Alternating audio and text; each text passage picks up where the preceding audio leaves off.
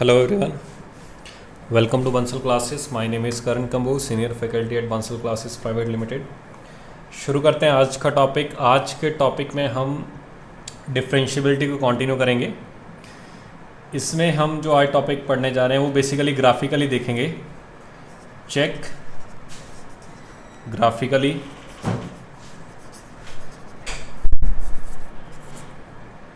if function is differentiable,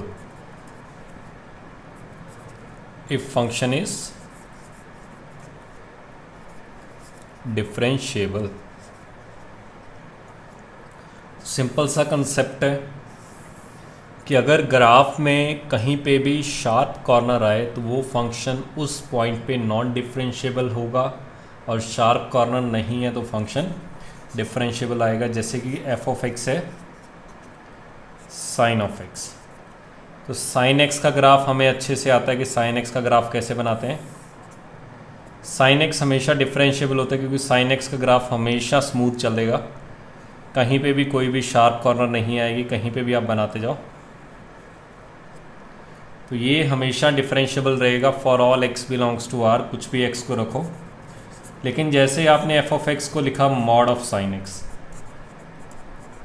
mod of sine x का मतलब क्या है, जो ग्राफ नीचे था वो अब जंप करके ऊपर चला जाएगा।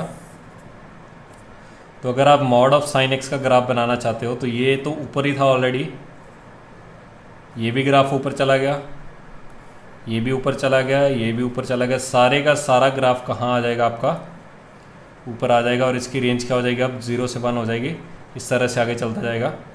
तो ये फंक्शन आपका नॉन डिफरेंशिएबल रहेगा कहाँ कहाँ पे, 0 पे, फिर पाई पे। देखो ये 0 बन रहा है इन सभी पॉइंट्स पे।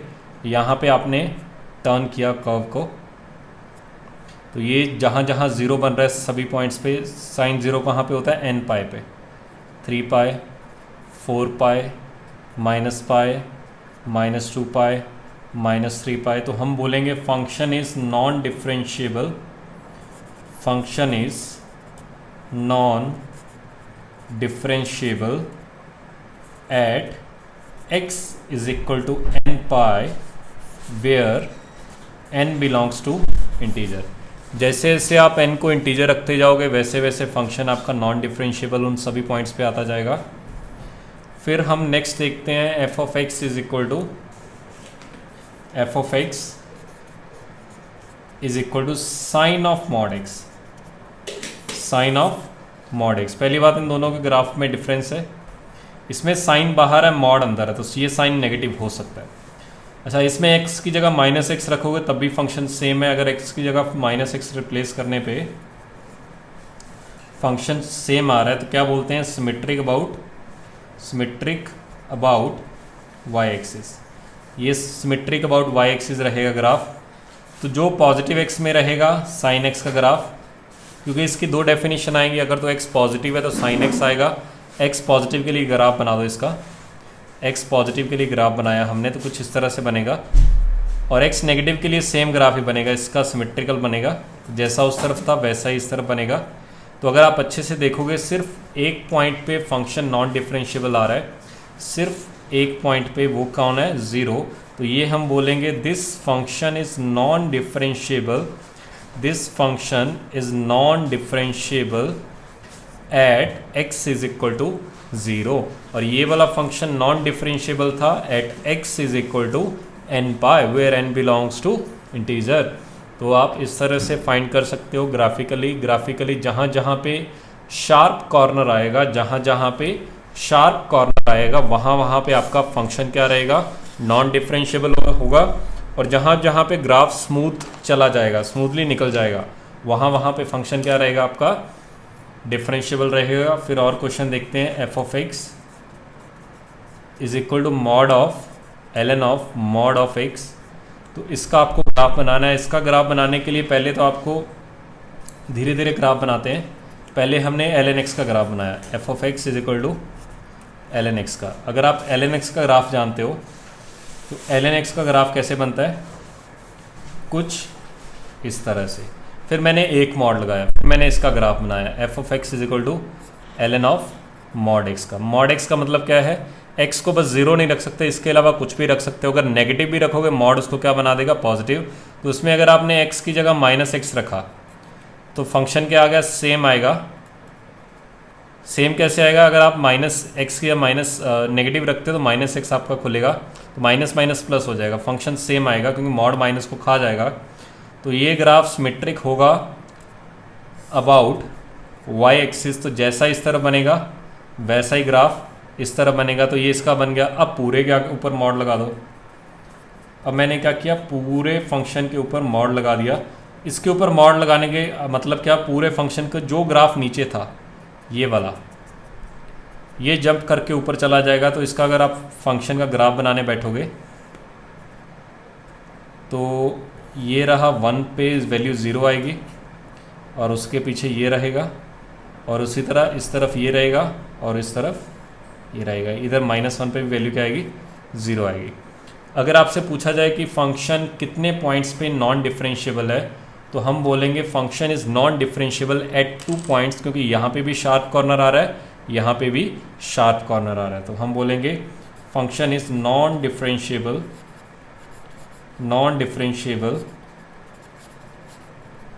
Eight x is equal to ±1। तो ये आपका फंक्शन नॉन डिफरेंशिएबल होगा। हमने कैसे सीखा, हमने ग्राफ से देखा। ग्राफ से आपको देख के आइडिया लग जाएगा कि फंक्शन कहाँ पे नॉन डिफरेंशिएबल है। लेकिन ग्राफ बनाना कैसे है, पहले अंदर बेसिक जो फंक्शन जिससे वो आया है, ln से आया है, हमने पहले ln से स्टार्ट किया। ln से बनाते बनाते धीरे धीरे हमने सारे के सारे ग्राफ बना दिए। वो मॉड लगाना आपको आना चाहिए कि मॉड का यूज़ कैसे करना है। जैसे जैसे मॉड का यूज़ करते जाओगे वैसे वैसे आपके पास सारे के सारे फंक्शंस आ जाएंगे। तो लिखो इसको, फिर आगे देखते हैं।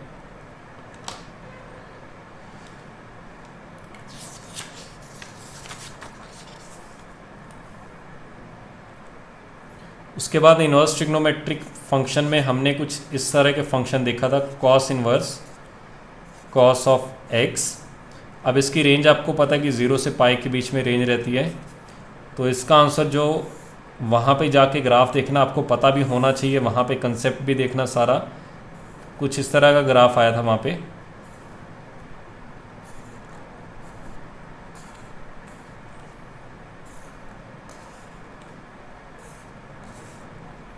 ज़ीरो, ये वैल्यू थी आपके पास पाई, 2 पाई, 3 पाई, 4 पाई, -पाई, -2 पाई, इस तरह से। अगर ये अच्छे से देखोगे तो ये n पाई है। ये क्या लिखा हुआ है, n पाई, जहाँ पे n क्या है आपका एक इंटीजर है। तो इन सभी पॉइंट्स पे ये फंक्शन का क्या आ रहा है, शार्प कॉर्नर आ रहा है। तो अगर इन पॉइंट्स पे शार्प कॉर्नर आया तो फंक्शन क्या होगा, नॉन डिफरेंशिएबल। तो आप ग्राफिकली बड़े आराम से बता सकते हो कि फंक्शन कहाँ पे डिफरेंशिएबल है, कहाँ पे नॉन डिफरेंशिएबल है। जहाँ पे आपके पास शार्प कॉर्नर आएगा वहाँ पे फंक्शन क्या रहेगा, नॉन डिफरेंशिएबल। उसके बाद इस पर कमेंट करो कॉस ऑफ मॉड एक्स। तो कॉस ऑफ मॉड एक्स में बेसिकली कॉस को माइनस से कोई प्रॉब्लम नहीं होती। अगर आप कॉस का ग्राफ भी देखो तो ऑलरेडी सिमेट्रिक ही होता है, कॉस एक्स ऑलरेडी सिमेट्रिक ही होता है। कॉस में तो कोई प्रॉब्लम आएगी ही नहीं। तो ये यहाँ पे क्या होगा, ये हमेशा डिफरेंशिएबल होगा, differentiable for all x belongs to r। Reason क्या है उसका कि x की जगह अगर -x भी रखते हो तो ये माइनस कॉस माइनस को खा जाएगा, तो कोई प्रॉब्लम नहीं आएगी आपको। तो cos of mod x is equal to होता है कॉस x के, क्योंकि कॉस को माइनस से कोई प्रॉब्लम होती ही नहीं। अगर यहाँ पे -x भी होता तब भी कॉस माइनस को खा जाएगा। तो कॉस और आपको ये भी पता है कि कॉस इवन फंक्शन है। कॉस अगर इवन फंक्शन है तो वो पहले ही सिमेट्रिक होता है वाई एक्सिस के अबाउट। तो मॉड x का कोई लिखने का मतलब नहीं बनता।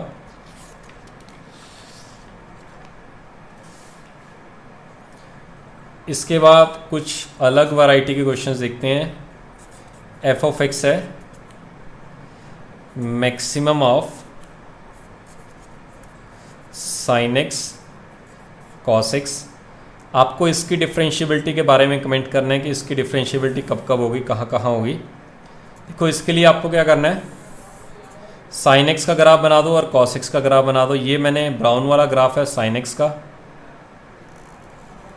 ये ब्राउन वाला ग्राफ आपका किसका है, साइन। ये शार्प कॉर्नर नहीं है, ये कर्व है, ध्यान रखना।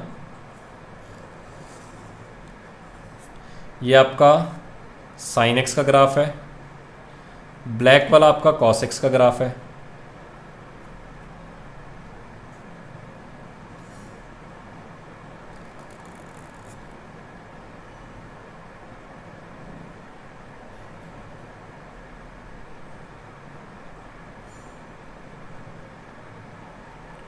ये रहा 0, ये आपका है π/2, ये है पाई, ये 3π/2 और ये है 2π। इस तरह से ग्राफ बनेगा, कुछ इस तरह से। अब जैसे जैसे मैं लेफ़्ट से राइट की तरफ जाऊंगा, मुझे मैक्सिमम की बात करनी है। यहाँ पे तो दोनों इक्वल है। जैसे जैसे आगे बढ़ा तो ये ग्राफ ऊपर है आपका, ये जो ग्रीन वाला है ये ग्राफ आपका आंसर आएगा आएगा आएगा। जैसे यहाँ पे आए फिर इक्वल आ गए, फिर यहाँ पे अब ब्राउन वाला ऊपर है ग्राफ, चलता जाएगा चलता जाएगा चलता जाएगा। जैसे यहाँ पे आया फिर ब्लैक वाला ऊपर आ गया।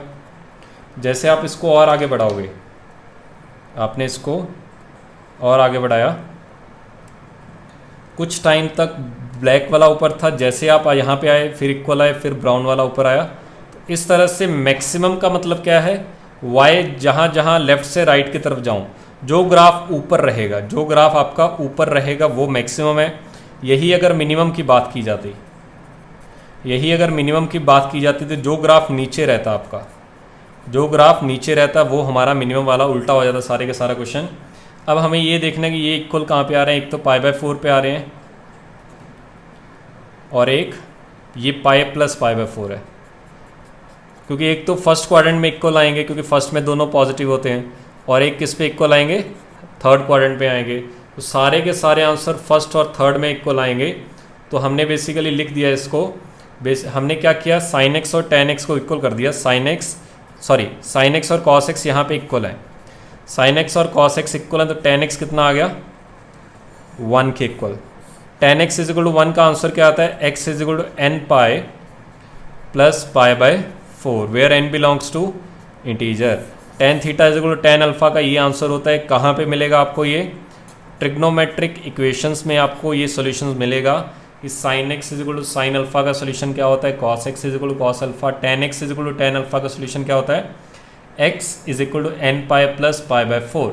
जैसे 0 पुट करोगे π/4 आ जाएगा, 1 पुट करोगे ये देखो π + π/4, 2 पुट करोगे 2π + π/4 फर्स्ट क्वाड्रेंट में आएगा, 3 पुट करोगे थर्ड क्वाड्रेंट। तो ये आंसर जो भी आएगा फर्स्ट क्वाड्रेंट और थर्ड क्वाड्रेंट में ऑटोमेटिकली आता रहेगा।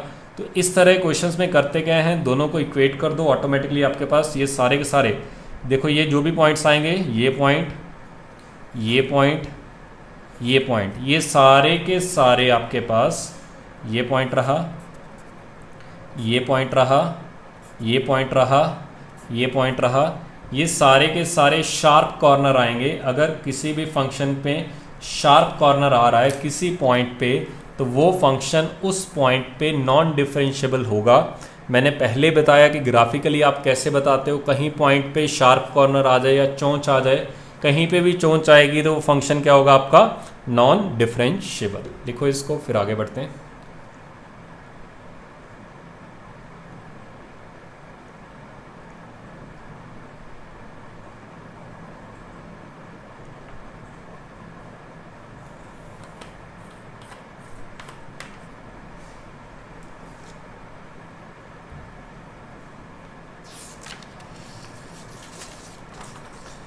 इसी से मिलता जुलता क्वेश्चन और देखते हैं। क्वेश्चन आपके पास f(x) is equal to maximum, इसमें मैक्सिमम की बात की गई है। 1 - x, ये एक फंक्शन लिखा हुआ है, y is equal to 1 - x, straight line है, दिख रही है आपको। y is equal to 1 + x, ये भी एक फंक्शन है। 2, इसमें आपको बताना है नंबर ऑफ पॉइंट्स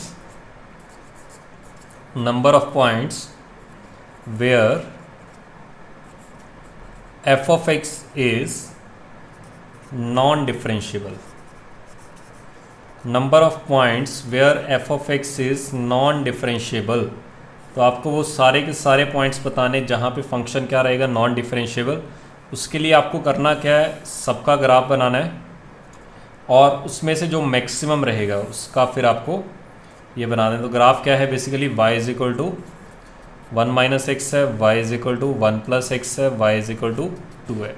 तो y इज इक्वल टू 2 बना देते पहले। तो ये रहा y is equal to 2 straight line, y is equal to x plus 1, slope इसकी 1 है, 45 डिग्री एंगल हो गया यानी कि, और x को 0 पुट करोगे y कितना आएगा 1। तो x को 0 पुट किया,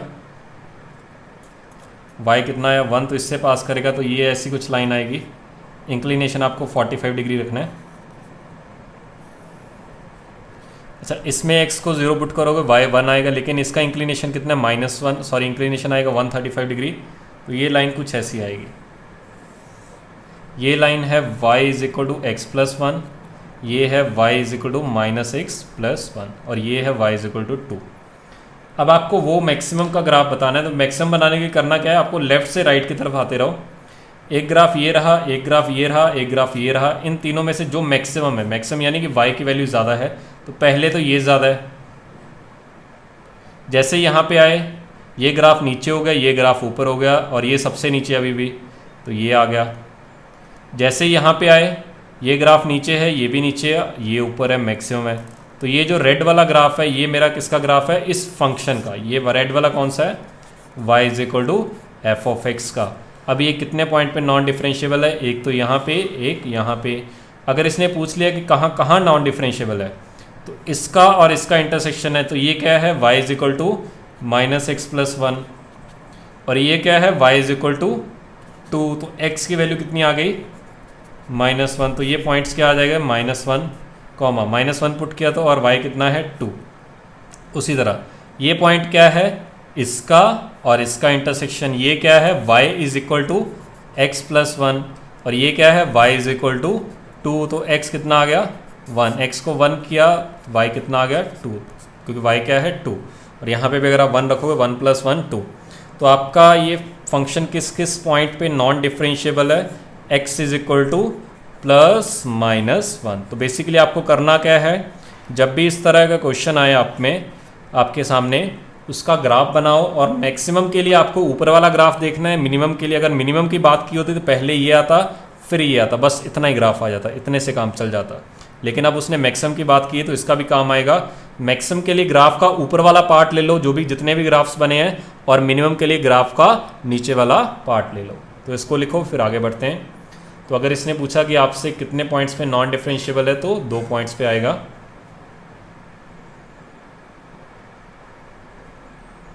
अगर एफ ऑफ एक्स की डेफिनेशन लिखनी है उसने, अगर एफ ऑफ एक्स की डेफिनेशन लिखना चाहते हो आप, तो बेसिकली -1 से या उससे पीछे पीछे ये लाइन है, ये लाइन कौन सी है, -x + 1।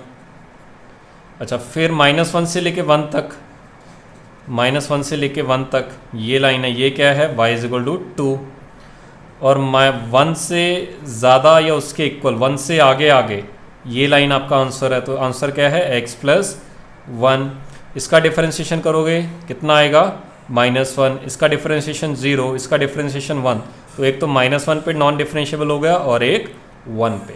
तो लिखो, इसको रीडिफाइन भी कर सकते हो आप बड़े आराम से। बिल्कुल आसान है, कुछ भी मुश्किल नहीं है। बस मेन आपको ग्राफ बनाना आना चाहिए। अगर आपको ग्राफ बनाना आता है तो ग्राफ बनाने से आपके पास सामने ही सारा आंसर आ जाएगा कि करना क्या। आपको खुद से ट्राई करना पहले, फिर सॉल्यूशन देखना।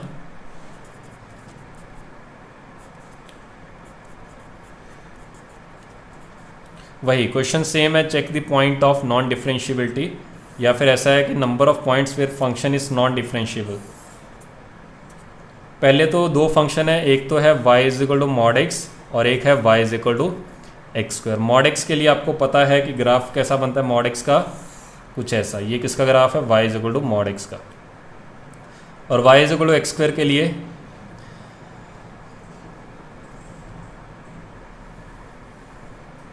ये आपका पैराबोला आपको पता है कि बनेगा। इन दोनों को इक्वेट कर दो, x² is equal to mod x कर दो। तो अगर तो x पॉजिटिव है, अगर तो x > 0 तो mod x क्या खुलेगा, x ही खुलेगा। तो यहाँ से एक तो 0 आंसर आ गया और दूसरा क्या आ गया 1 आना भी चाहिए। देखो ये तो एक तो 0,0 आंसर आएगा और एक आंसर क्या आएगा 1,1, क्योंकि x को 1 पुट करोगे तो y भी कितना आएगा 1। एक बार आपने मॉड को नेगेटिव खोला x लेस देन 0 तो मॉड x क्या खोलेगा नेगेटिव, तो यहाँ से एक तो आंसर आ गया 0 और एक -1, तो 0 तो ऑलरेडी आ ही चुका है। ये पॉइंट्स क्या हो जाएंगे -1,1, तो ये पॉइंट्स आ गए। तो यहाँ पे आपको मैक्सिमम की बात की गई है, आपसे मैक्सिमम की बात की गई है। तो अगर मैं लेफ़्ट से राइट की तरफ जा रहा हूँ, ये ग्राफ ऊपर है, ये ग्राफ नीचे है। अगर आप अच्छे से देखोगे तो ये ग्राफ ऊपर रहेगा आपका। हम वहाँ पे y की वैल्यू चेक करते हैं। अगर आप यहाँ पे वैल्यू चेक करोगे तो यहाँ पे ये ग्राफ काफ़ी ऊपर रहेगा। तो पहले तो आपका ये ग्राफ आएगा। अच्छा, इन दोनों में ऊपर कौन सा है, स्ट्रेट लाइन ऊपर है। यहाँ पे ऊपर कौन है, स्ट्रेट लाइन है। और यहाँ पे ऊपर कौन है, ये ग्राफ है। y की वैल्यू चेक करनी, फिर बोल रहा हूँ। तो एक पॉइंट ये आ गया, एक पॉइंट ये आ गया, एक पॉइंट ये आ गया। तो function is non differentiable, function is non differentiable at x is equal to, एक तो ±1 पे और एक 0 पे। 3 पॉइंट्स पे फंक्शन नॉन डिफरेंशिएबल आएगा। बिल्कुल आसान क्वेश्चन है। आपको बेसिकली दोनों का ग्राफ बनाने हैं, उसके बाद मैक्सिमम या मिनिमम जो भी बात की गई है उसके अकॉर्डिंगली आपको सॉल्व करना है।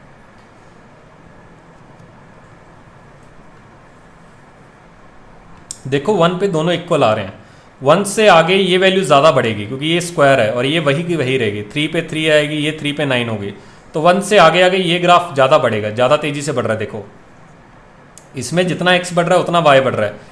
इसमें देखो जितना x बढ़ रहा है y लेकिन काफ़ी तेज़ी से बढ़ रहा है, तो ये ग्राफ ऊपर रहेगा। और अगर वैल्यू 0 से 1 के बीच में है तो ये वैल्यू स्क्वायर उसका और कम कर देगा।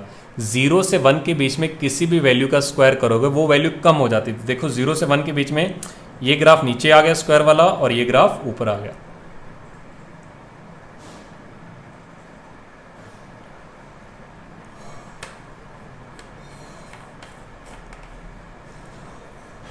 नेक्स्ट देखते हैं।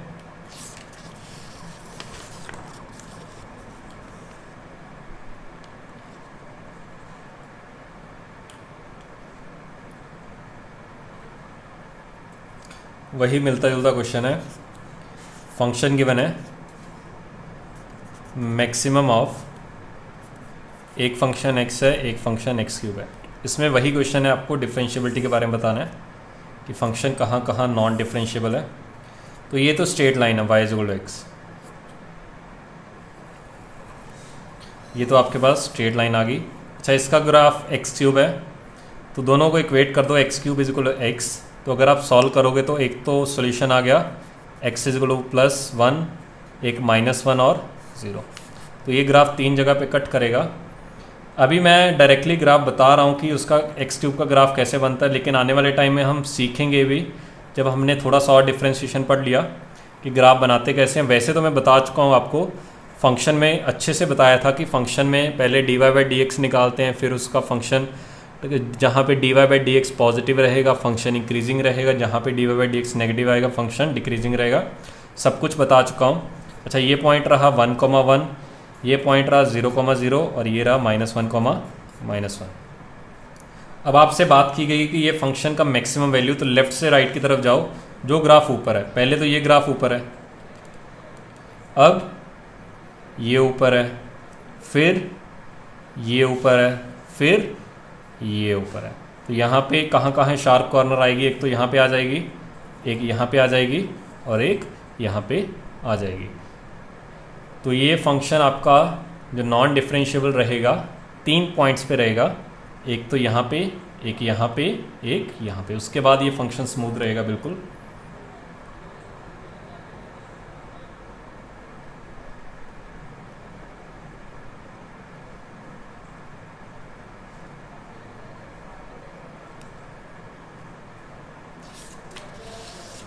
नेक्स्ट देखते हैं। नेक्स्ट क्वेश्चन खुद से ट्राई करो। क्वेश्चन सेम ही आपको check the point number of points where the function is non differentiable. f(x) है mod of x + 1 plus mod of x plus mod of x minus 1। तो इस तरह के क्वेश्चंस का जो भी आउटपुट आएगा स्ट्रेट लाइन ही आने वाली है। तो इसकी 3 स्ट्रेट लाइन आएंगी। आपको क्रिटिकल पॉइंट पता होने चाहिए। क्रिटिकल पॉइंट कौन कौन से हैं? x इक्वल -1 क्रिटिकल पॉइंट कौन सा होता है? जहाँ पे मॉडुलस 0 हो रहा है। ये किस पे 0 हो रहा है? x इक्वल -1 पे। ये 0 पे 0 हो रहा है और ये 1 पे 0 हो रहा है। अब इसका मैंने डायरेक्टली शॉर्टकट बता रखा है कि इस तरह के क्वेश्चंस को कैसे सॉल्व करते हैं। एक तो इन तीनों क्रिटिकल पॉइंट्स पे वैल्यू निकाल लिया करो। एक तो इन तीनों क्रिटिकल पॉइंट्स पे वैल्यू निकाल लिया करो। तो फंक्शन की वैल्यू 1 पे निकाली, 2 + 1 3। फंक्शन की वैल्यू 0 पे निकाली, 0 1 1 1 और 1 2। फंक्शन की वैल्यू -1 पे निकाली, ये 0 -1 का मॉडुलस 1 -1 -1 -2 का मॉडुलस 2 1 + 2 3। उसके बाद इससे एक आगे वैल्यू पे निकाल लो, x = 2 पे निकाल लो, और एक इससे पीछे x = -2 पे निकाल लो। वो बता भी दूंगा क्यों निकालते हैं। फंक्शन की वैल्यू 2 पे निकालो, 3 और 2 5, 5 और 1 6। फंक्शन की वैल्यू -2 पे निकालो, -2 -1 -3 और -2 -5 + 5 हो गया 6, यही आएगी 6। तो अब चेक करना 0 पे वैल्यू कितनी है? 2। तो 0 पे वैल्यू है 2, 1 पे वैल्यू है 3, 1 पे वैल्यू है 3, तो 1, 3। -1 पे है 3, तो -1 इधर आएगा और 3 तो सामने ही आएगा। -1 पे 3, 2 पे है 6, तो 2 पे है 6, 2 पे है 6 और -2 पे है 6।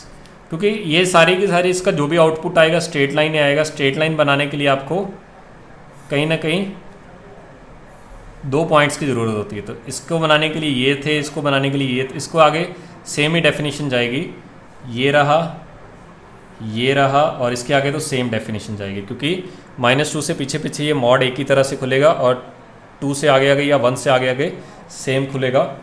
अब आपसे पूछा गया कि शार्प कॉर्नर कहाँ पे आएगी। एक तो जहाँ पे डेफिनेशन बदलेगी, यहाँ पे बदल रही है, यहाँ पे बदल रही है और यहाँ पे बदल रही है। तो ये फंक्शन 3 जगह पे नॉन डिफरेंशिएबल होगा। कॉन्टीन्यूस तो है ही हमेशा। या फिर आप देखो मैंने आपको दूसरे बातें बता रखी, केसेस बना सकते हो। -1 0 1, case number 1, case number 2, case number 3, case number 4। मैंने अच्छे से बता रखा है। जितने मॉडुलस हों उससे ज़्यादा केस बनते हैं। पहला केस आपका बनेगा >= 1 के लिए, दूसरा केस बनेगा 1 से कम 0 से ज़्यादा के लिए, तीसरा केस बनेगा 0 या 0 से कम और -1 या -1 से ज़्यादा, और चौथा केस बनेगा -1 से कम के लिए। तो इस तरह से आप 4 केस बनाओगे। उसके अकॉर्डिंगली आपके पास अलग अलग डेफिनेशन आएंगी। जो कोई एक के लिए सॉल्व कर देता है 1 या 1 से ज़्यादा के लिए, सारे मॉडुलस पॉजिटिव खुलेंगे, तो वो खुलेगा x + 1 + x + x - 1। तो ये आएगा 3x। ये क्या आएगा? 3x आ जाएगा। उसी तरह बाकी के लिए ओपन करना, और अगर चाहो तो डिफ्रेंशिएट कर लेना। उससे आपके पास फंक्शन आ जाएगा कि कहाँ कहाँ नॉन डिफरेंशिएबल है। अगर आप इसको अच्छे से देखोगे, ये आपके पास एक इवन फंक्शन है क्योंकि सिमेट्रिक अबाउट वाई एक्सिस है। अगर वाई एक्सिस के अबाउट जैसा इधर ग्राफ बन रहा है वैसा ही इधर बन रहा है, जैसा इधर बन रहा है वैसा ही इधर बन रहा है, तो ये सिमेट्रिक आ गया वाई एक्सिस के अबाउट।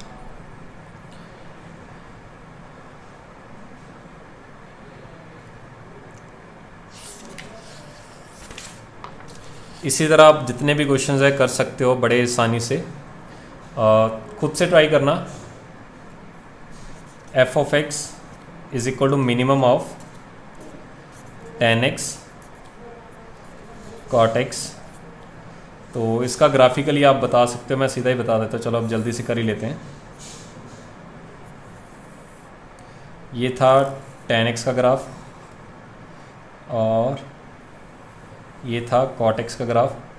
तो मिनिमम की बात की जाए तो ये ग्राफ आ गया, उसी तरह ये ग्राफ आ गया। तो यहाँ पे अगर आप बात करोगे तो ये कहाँ पे आ गया? π/4। तो आपने किया क्या? tan x, अभी मैंने बताया कि पॉइंट निकालने के लिए क्या करते हैं, दोनों को इक्वेट कर दो, क्योंकि जहाँ पे कर्व कट करेगा वहीं पे ही आपका ग्राफ डेफिनेशन बदलेगी। tan x = cot x, तो यहाँ से आ गया tan² x = 1, तो tan x आ गया +-1। तो tan x = +-1 आ गया, तो ये जो आपके पास आंसर आएगा x आ जाएगा n pi plus minus pi by 4। Her quadrant में आंसर आएगा क्योंकि 10x plus minus 1 first quadrant में होगा, सेकंड में भी, थर्ड में भी, फोर्थ में भी। और यहाँ पे जो आपका n रहेगा वो क्या रहेगा, एक इंटीजर रहेगा। तो लिखो इसको, फिर आगे बढ़ते हैं। उसी तरह आप ये क्वेश्चन सॉल्व करना घर पे बैठ के। Maximum of tan inverse x cot inverse x, ये एक पॉइंट पे आएगा at x is equal to 1 पे, नॉन डिफरेंशियबल आएगा at x is equal to 1 पे। ग्राफ बनाना दोनों को, ग्राफ अगर नहीं पता हो तो ITF में जाना, ITF में सॉल्व करना, वहाँ पे देखना cot इनवर्स x का भी ग्राफ बना हुआ है, tan इनवर्स x का भी ग्राफ बना हुआ है। दोनों को जहाँ पे इंटरसेक्ट करे दोनों की मैक्सिमम वैल्यू लेना, उसके अकॉर्डिंगली आपके पास ग्राफ आ जाएगा।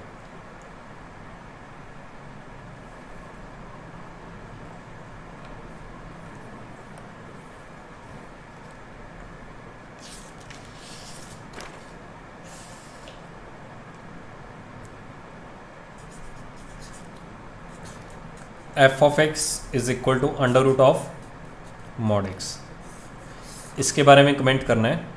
अब एक अच्छे से चीज़ देखना, एक तो होता है y is equal to x, एक होता है y is equal to x square, एक होता है y is equal to root x. Root x का मतलब क्या होता है, x की पावर 1/2।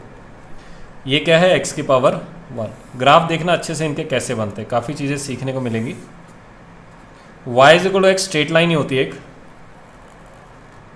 ये आपके पास ब्लैक वाला y is equal to x का है। अगर आप अच्छे से देखो y is equal to x करोगे कुछ ऐसे ग्राफ बनता है। तो कुछ स्ट्रेट लाइन से नीचे की तरफ इस कॉनकेव को अपवर्ड कर दो इसको। अगर x की डिग्री इंक्रीज कर रही हो, अगर x की डिग्री 3 है, 4 है, 5 है, तो ग्राफ ऐसे बनेगा।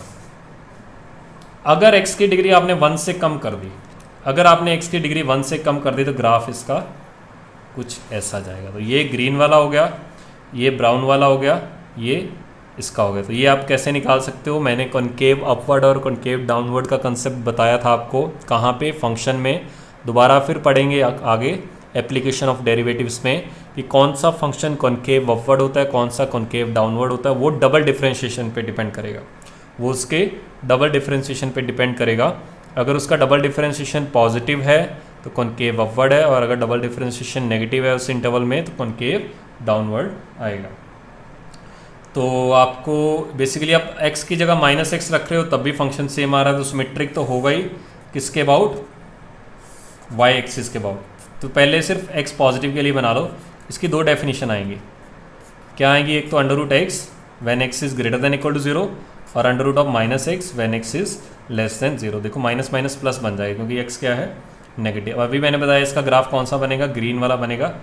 तो ये रहा ग्राफ, और अगर इसके बाद सिमेट्रिक है तो इधर भी ये बनेगा। तो कहाँ पे चोंच आई, एक पॉइंट पे शार्प कॉर्नर आएगा, कहाँ पे, 0 पर। तो ये फंक्शन नॉन डिफरेंशिएबल होगा at x is equal to 0 पे।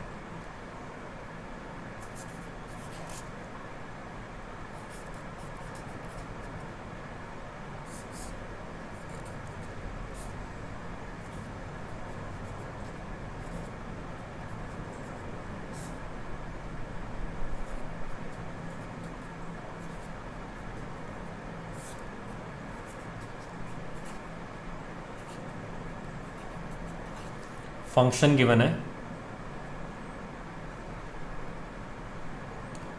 इसमें आपको चेक करना है। पहला part continuity at x is equal to 0, second part differentiability at x is equal to 0, और थर्ड आपको चेक करना है कि क्या f'(0) 2 के इक्वल है। पहले आप कॉन्टिन्यूटी चेक करो at x is equal to 0, फिर डिफरेंशिएबिलिटी चेक करो at x is equal to 0, फिर आप उसका डिफरेंशिएशन 0 पे निकालो क्या वो 2 के इक्वल आता है या नहीं।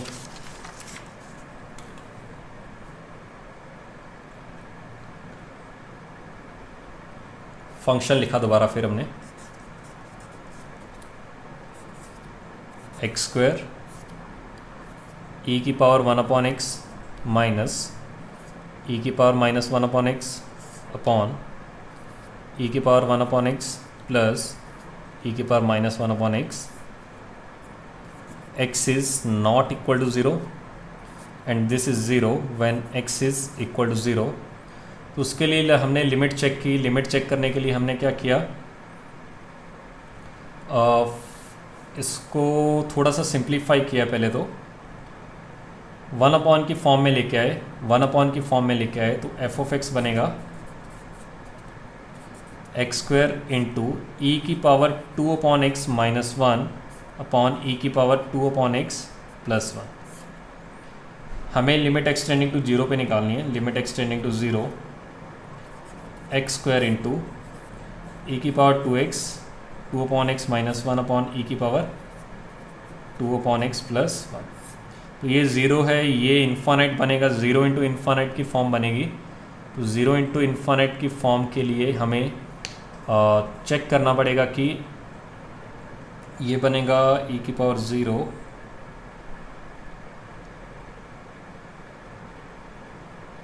और इसमें काम करते हैं। पहले 0 माइनस पे लेफ्ट हैंड लिमिट चेक करते हैं। अच्छे से देखना, 0 माइनस पे ये तो 0 बनेगा, 0 माइनस 1 अपॉन ई की पावर माइनस इन्फानाइट बनेगा। ई की पावर माइनस इन्फानाइट, ई की पावर माइनस इन्फानाइट किसको टेंड कर जाएगा, 0 को टेंड कर जाएगा।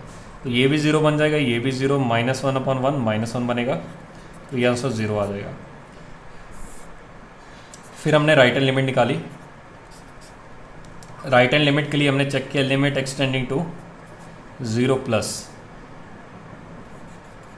एक्स स्क्वायर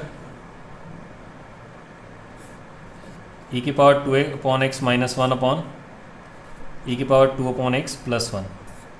इस पूरे में से ई की पावर 2 अपॉन एक्स कॉमन निकाल लिया, ये बनेगा x square 1 minus 1 upon e की power 2 upon x upon 1 plus 1 upon e की पावर 2 अपॉन एक्स। अब 0 प्लस रखोगे ये इन्फानाइट बन जाएगा, 1 अपॉन इन्फानाइट 0, 1 अपॉन इन्फानाइट 0, तो 1 माइनस 0 1, 1 प्लस 0 1, 1 अपॉन 1 1 और ये 0, तो आंसर आएगा 0 इंटू 1 यानी कि 0। और फंक्शन की वैल्यू क्या है, 0 ही है। तो left hand limit is equal to right hand limit, left hand limit is equal to right hand limit is equal to 0 के इक्वल आ रही है। अगर left hand limit right hand limit और 0 के इक्वल आ रही है तो फंक्शन कॉन्टीन्यूस है at x is equal to 0। अब बात आती है डिफरेंशिएबिलिटी के लिए। डिफरेंशिएबिलिटी के लिए हमें उसका डिफरेंशिएशन f'0 चेक करना पड़ेगा। f'0 निकालने के लिए limit h tending to 0, definition क्या है, f of 0 plus h minus f of 0 upon h। तो ये लिखा हमने limit h tending to 0 f of 0 plus h यानी कि f of h। f of h ये आएगा h स्क्वायर e की power 1 upon h minus e की power minus 1 upon h upon e की power 1 upon h plus e की power minus 1 upon h minus f of 0 तो 0 ही है और नीचे क्या है, h है।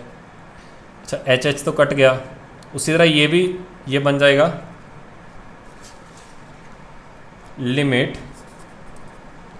h टेंडिंग टू 0 h, ये बनेगा e की power 2 upon h minus 1 upon e की पावर 2 अपॉन h प्लस 1। अब यहाँ पे भी अगर आप ये 0 बना देगा, कुछ भी यहाँ पे आएगा, एक बार प्लस 1 आएगा, एक बार माइनस 1 आएगा, तो ये भी आपका 0 बन जाएगा। तो f'0 की वैल्यू भी कितनी आ जाएगी, 0।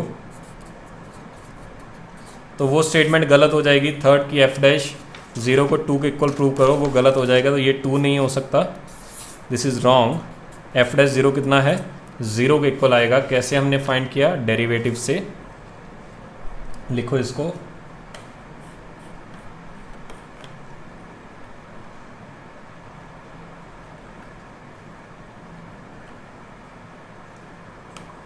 चाहो तो आप दोनों यहाँ पे left hand derivative right hand derivative निकाल सकते हो, दोनों सेम ही आएंगे, कुछ भी डिफरेंस नहीं आएगा।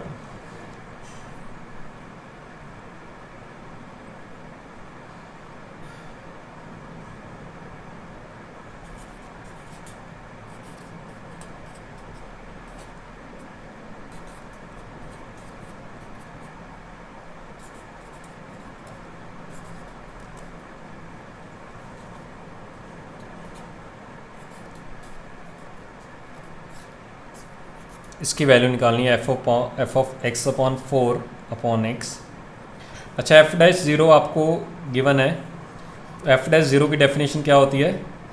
F of limit h tending to zero f of zero plus h minus f of zero upon H.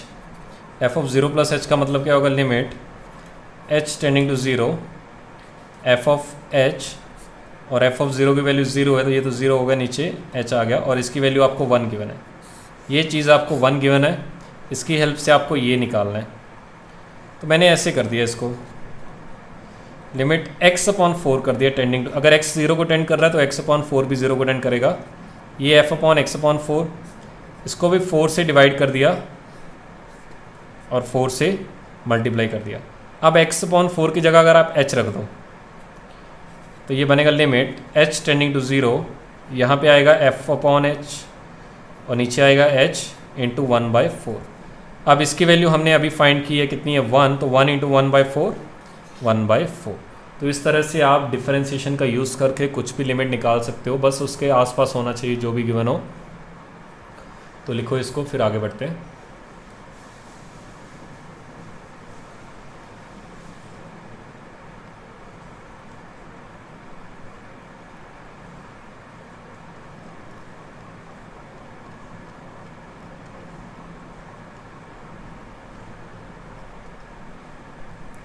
Next question खुद से ट्राई करो, फिर हम सॉल्व करते हैं उसको।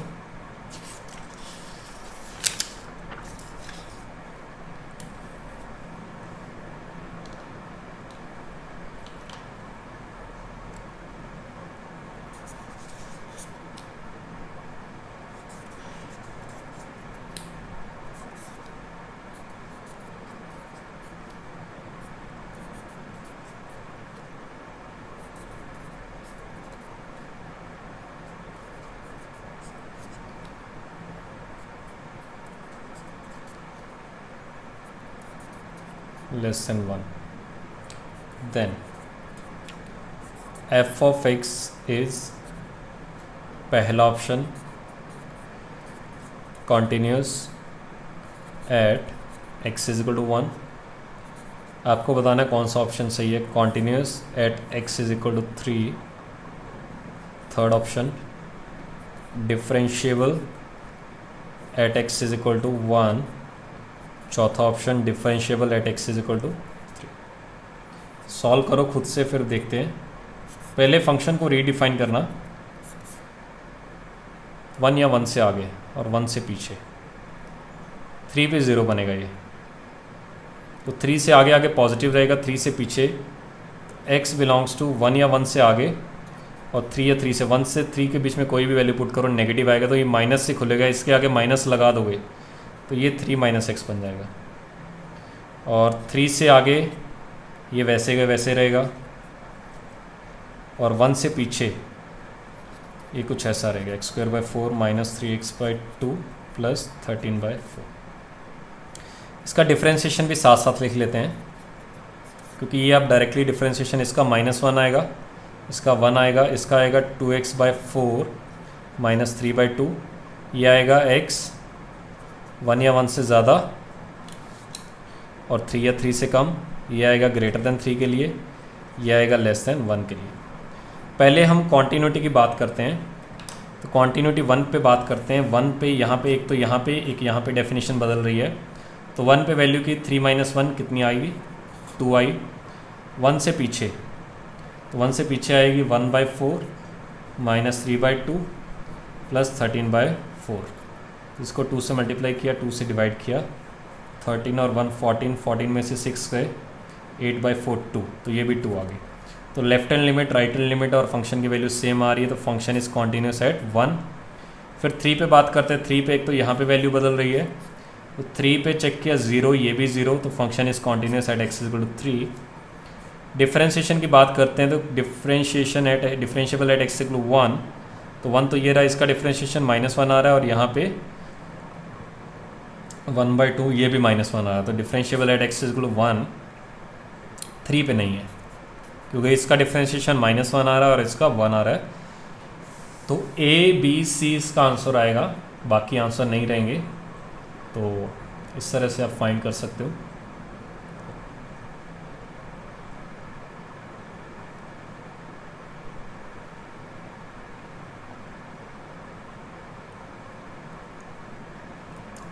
लिखो और इसको आगे सॉल्व करो फिर।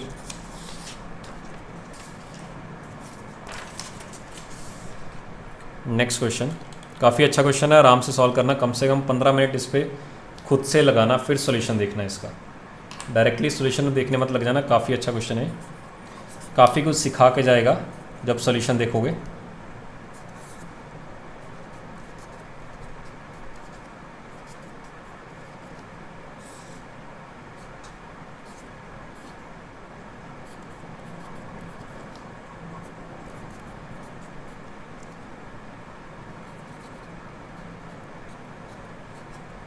बड़े ही आराम से करना, जल्दबाजी मत करना। ये मॉडुलस है और ये फ्रैक्शनल पार्ट ऑफ एक्स है।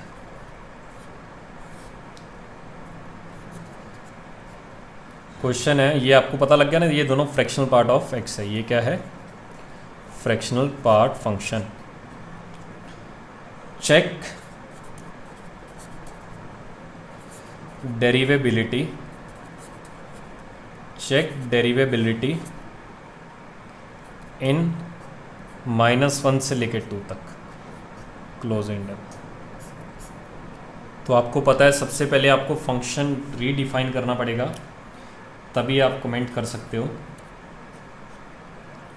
खुद से ट्राई करना, कम से कम 15 से 20 मिनट, तब स्टार्ट करना सॉल्यूशन देखना। ऐसे मत देखना, वीडियो पॉज कर लो और स्टार्ट करो सॉल्व करना।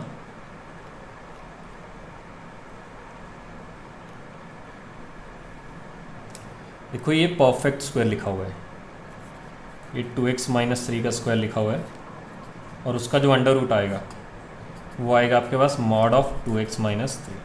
पहली बात, ये फ्रैक्शनल पार्ट ऑफ x लिखा हुआ है। फ्रैक्शनल पार्ट ऑफ x की अलग अलग इंटरवल में अलग अलग डेफिनेशन आती है। मुझे सिर्फ -1 से 2 के बीच में मतलब है, तो ये रहा -1, ये रहा 0, ये रहा 1, ये रहा 2। बड़े ही आराम से करना है, कुछ भी जल्दबाजी मत करना। यहाँ तक, फिर ऐसे डेफिनेशन आती है, फिर ऐसे डेफिनेशन, यहाँ तक ये रहता है y = x + 1, ये आता है y = x, और ये आता है y = x - 1। तो इन 3 अलग अलग इंटरवल में इसकी जगह पहले अगर आप इंटरवल ये लोगे तो ये आएगा, ये लोगे तो ये आएगा, और ये लोगे तो ये डेफिनेशन आएगी। मॉड x की हमें पता ही है कि x अगर 1 से ज़्यादा है तो x आएगा, लेस देन है तो -x आएगा। चलो स्टार्ट करते हैं। f of x को एक बार और लिख दिया मैंने। अच्छा, ये लिखा हुआ है mod of 2x - 3 into fractional part of x, x > 1, और cos ऑफ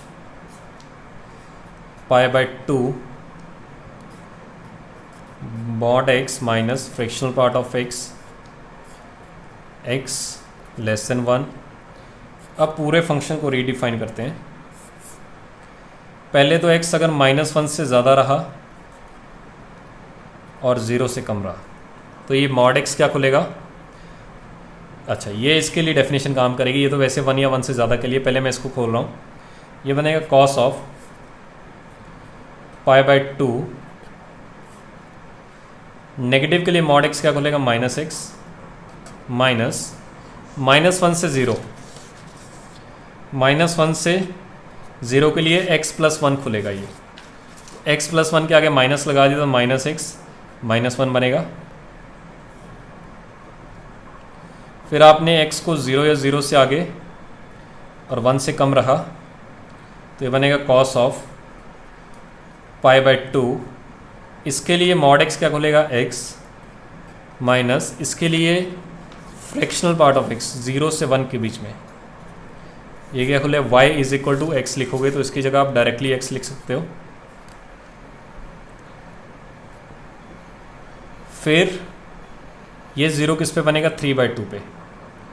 तो 1 या 1 से ज़्यादा x को रखा और 3/2 या उससे कम रखा, 3/2 से पीछे पीछे कोई भी वैल्यू पुट कर लो, ये नेगेटिव खुलेगा।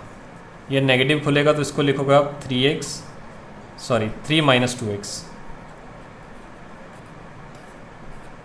और 1 से लेके 3/2 तक, 1 से लेके 3/2 तक ये खुलेगा x माइनस 1, ये खुलेगा x माइनस 1। फिर 3/2 से आगे और 2 से पीछे, 3/2 से आगे और 2 से पीछे, उसके लिए जो ये ओपन होगा हमारे पास, इसको आप लिख सकते हो,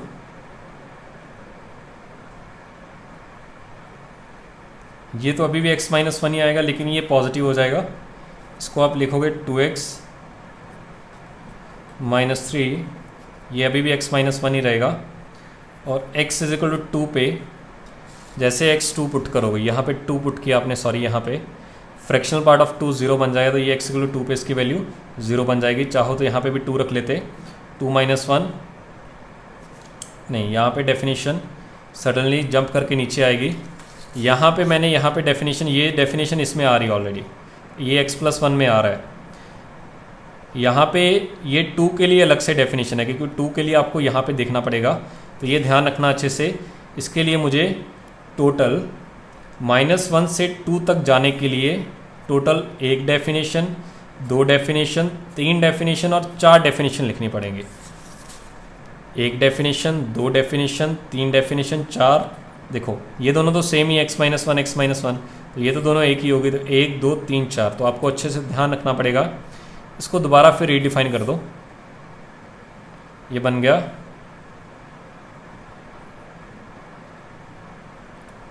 cos of π/2 minus 2x minus 1, -1 से लेके 0 तक। ये 0 बन गया, cos 0 की वैल्यू 1 आती है, तो 0 से लेके 1 तक ये 1 रहेगा। फिर 1 से लेके 3/2 तक, इसका माइनस कॉमन निकाल लो, ये बनेगा 2x माइनस 3 और x माइनस 1, 3/2 तक। कहीं पे भी इक्वलिटी लगा लो,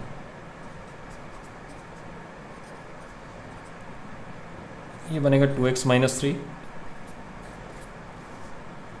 इंटू x माइनस 1, और 2 पे ये 0 बन जाएगा। अब यहाँ पे आपको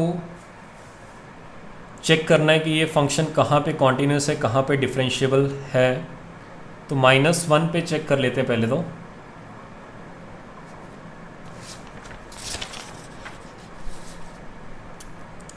पहले तो आपने -1 पे चेक किया, तो -1 पे एग्जैक्टली वैल्यू कितनी आएगी, ये आएगा -1 + 2 2 - 1 1 cos π/2 1। तो cos π/2 1, इसकी जो राइट हैंड लिमिट आएगी वो 1 के इक्वल आ रही है, और फंक्शन की वैल्यू 0 पे कितनी, फंक्शन की वैल्यू -1 पे कितनी आ रही है, वो भी -1 पुट करोगे, वो भी 1 आ रही है। तो फंक्शन कॉन्टीन्यूस है at x is equal to -1 पे। फिर हम बात करते हैं x इज इक्वल टू 0 पे, x इज इक्वल टू 0 पे यहाँ पे लिख लेते हैं। 0 से पहले चेक किया, 0 रखा यहाँ पे, cos ऑफ -π/2 आएगा LHL, cos of -π/2, cos of -π/2 कितना होता है, 0 आएगा। अच्छा यहाँ पे -1 पुट किया था, तो cos π/2 आएगा, ये 0 आएगा। अच्छा यहाँ पे 0 पुट किया, cos -π/2 0 आया। 0 से आगे RHL 1 आ रहा है, तो ये क्या हो गया, नॉन कॉन्टीन्यूस। अगर नॉन कॉन्टीन्यूस है तो नॉन डिफरेंशिएबल अपने आप ही हो गया। तो 0 पे ये क्या है, नॉन कॉन्टीन्यूस। 1 पे देखते हैं, 1 से पीछे x इज इक्वल टू 1 पे देखा, तो अगर आप 1 से पीछे चेक करोगे लेफ्ट हैंड लिमिट, 1 से पीछे लेफ्ट हैंड लिमिट 1 आ रही है। 1 पे राइट हैंड लिमिट चेक किया आपने, तो 1 पे 1 पुट किया तो ये 0 बन जाएगा। तो यहाँ पे left hand limit is not equal to right hand limit, तो ये क्या है, नॉन कॉन्टीन्यूस है। नॉन कॉन्टीन्यूस है तो नॉन डिफरेंशिएबल अपने आप ही हो गया। फिर हमने x इज इक्वल टू 3/2 पे चेक किया, फिर हमने x इज इक्वल टू 3/2 पे चेक किया। 3/2 पे अगर आप इसकी वैल्यू चेक करोगे ये भी 0 आ रही है लेफ्ट हैंड लिमिट, और राइट हैंड लिमिट भी 0 आएगी, और फंक्शन की वैल्यू भी 3/2 पे 0 आएगी। तो ये फंक्शन कॉन्टीन्यूस है आपका। अब कॉन्टीन्यूस है तो डेरिवेटिव के लिए इसका डिफ्रेंशिएशन कर लेना, इन दोनों का डिफ्रेंशिएशन कर लेना। अगर आप फाइंड करोगे तो ये नेगेटिव साइन के साथ है, ये पॉजिटिव साइन के साथ है, तो फंक्शन क्या आ जाएगा, नॉन डिफरेंशिएबल आ जाएगा। चेक कर लेना डिफ्रेंशिएशन करके, इसका भी एफ डैश निकाल लेना, इसका भी एफ डैश। 2 पे चेक करते हैं, x इज इक्वल टू 2 पे ये 0 बन रहा है और ये 0 नहीं बनेगा, तो ये 2 पे क्या आ गया, नॉन कॉन्टीन्यूस। तो इस तरह से आप चेक कर सकते हो हर पॉइंट पे जहाँ पे डेफिनेशन चेंज हो रही है इसकी, जहाँ जहाँ डेफिनेशन बदलती जाएगी वहाँ वहाँ आप देखते जाओगे कि इसमें चेंजेस क्या आ रहे हैं। तो लिखो इसको, फिर आगे बढ़ते हैं। बिल्कुल आराम से बेसिक से चलना, कोई क्वेश्चन लेंदी है, बस कैलकुलेशन ज़्यादा है और कुछ भी नहीं है इसमें।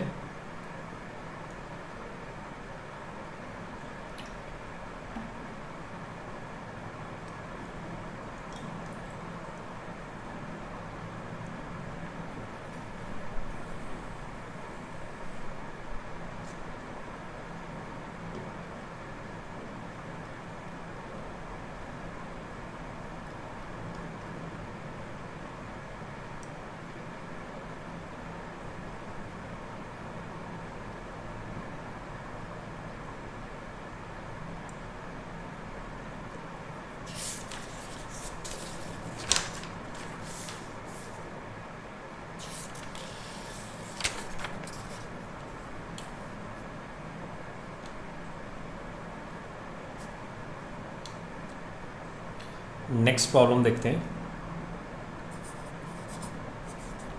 एक फंक्शन आपको गिवन है सिग्नम ऑफ एक्स,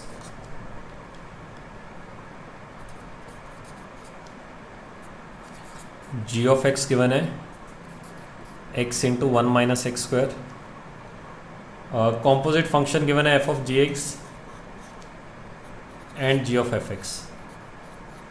आपको क्या करना है, इनकी कॉन्टीन्यूटी एंड डिफरेंशिएबिलिटी पे कमेंट करना है कि कहाँ कहाँ कॉन्टीन्यूस है, कहाँ कहाँ नॉन कॉन्टीन्यूस है। तो पहले एफ ऑफ जी एक्स निकालते हैं। तो एफ ऑफ जी एक्स क्या है, x into 1 minus x square.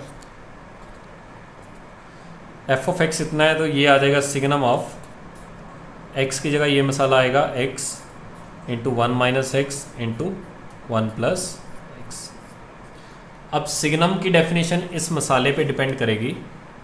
तो ये एफ ऑफ जी एक्स था, एफ ऑफ जी एक्स का आंसर या तो 1 आएगा या -1 आएगा या 0 आएगा।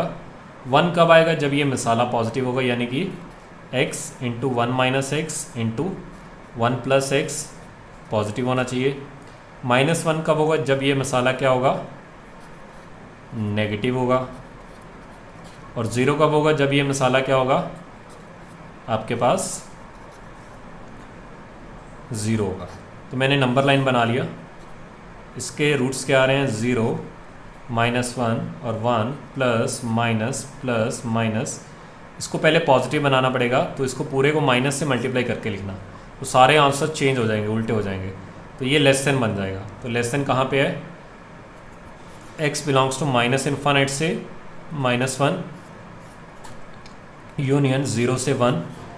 इसको जब माइनस से मल्टीप्लाई होगा ग्रेटर देन पॉजिटिव बन जाएगा। x बिलोंग्स टू -1 से लेके 0 यूनियन 1 से लेके इन्फानाइट। और ये 0 किस पे है, x इज इक्वल टू 0 -1 और 1।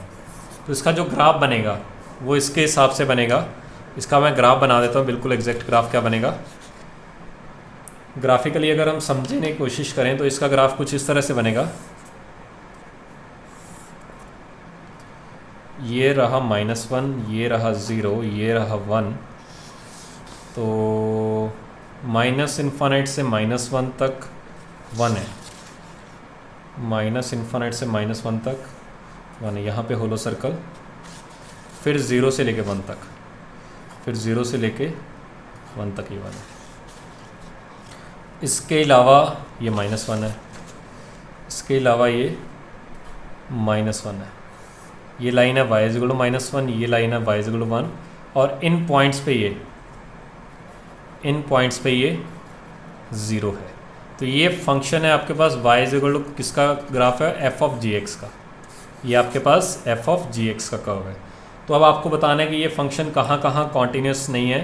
तो एक तो -1 पे, 0 पे और 1 पे, और इन तीनों पॉइंट पे फंक्शन क्या है, नॉन डिफरेंशिएबल। तो क्या लिख सकते हैं, non continuous and non differentiable at x = -1, 0, 1।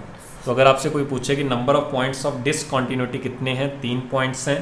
Number of points of non differentiability कितने हैं, वो भी 3 पॉइंट्स हैं। तो इस तरह से आप f(g(x) फाइंड कर सकते हो। उसी तरह आप g(f(x) भी फाइंड करना। g(f(x) मैं यहीं पे फाइंड कर देता हूँ। g(f(x) क्या आएगा, वो आ जाएगा signum of x × 1 - signum square x, कुछ ही आ जाएगा। तो ये बनेगा signum x × 1 - signum x × 1 + signum x। तो वो x पे डिपेंड करेगा क्योंकि सिग्नम आ रहा है सभी जगह। अगर तो x पॉजिटिव हुआ तो ये 1 खुलेगा, ये 1 - 1 खुलेगा, ये 1 + 1 खुलेगा। तो कितना आ गया, 0। अगर x 0 हुआ तो ये फिर भी 0 आएगा, और अगर x नेगेटिव हुआ तो ये 1, ये -1, ये -1, तो ये 0 बन जाएगा फिर। तो ये हमेशा 0 बनेगा, ये भी 0, ये भी 0। अगर इसका ग्राफ बनाने बैठोगे तो पूरी की पूरी x एक्सिस आ जाएगी, y = 0। y = 0 हमेशा ही कॉन्टीन्यूस रहेगा, हमेशा ही डिफरेंशिएबल रहेगा। अगर आपसे g(f(x) की बात की जाए तो g(f(x) is always continuous and always differentiable. तो आप इस पर ये कमेंट कर सकते हो कि ये हमेशा ही कॉन्टीन्यूस रहेगा और हमेशा ही डिफरेंशिएबल रहेगा। तो आज के लिए इतना ही काफ़ी है, बाकी हम नेक्स्ट क्लास में कंटिन्यू करेंगे और नेक्स्ट क्लास में आपका चैप्टर कंप्लीट हो जाएगा। तो चलिए मिलते हैं नेक्स्ट क्लास में। शीट आप सॉल्व कर सकते हो डिफरेंशिएबिलिटी की भी। तो आप अब लिमिट, कॉन्टिन्यूटी, डिफरेंशिएबिलिटी, ये 3 चैप्टर है, काफ़ी इंपॉर्टेंट है। इसकी सारी शीट सॉल्व करके जल्दी से जल्दी जितना हो सके मुझे अपने डाउट सेंड कर देना। फिर हम मिलते हैं नेक्स्ट क्लास में।